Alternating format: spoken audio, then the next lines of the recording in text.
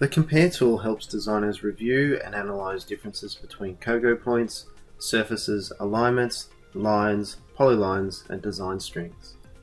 The form is split into three parts.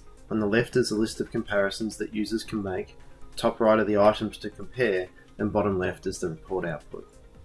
Based on the type of comparison, different inputs display. In this example, we will compare points to a surface. We're comparing a group of points, representing corner lot elevations, against the existing ground, as well as reporting offsets to an alignment. Type in a heading for the report, then click on Update Report button.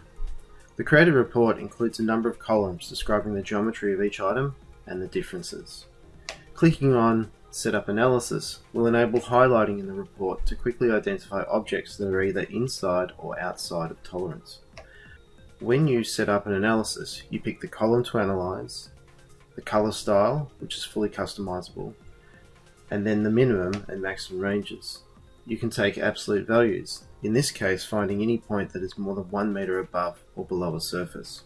Set the method for setting colors across the ranges, compute, and then you can change the minimum and maximum value of any range. When returning to the report, cells or rows are highlighted to alert the user.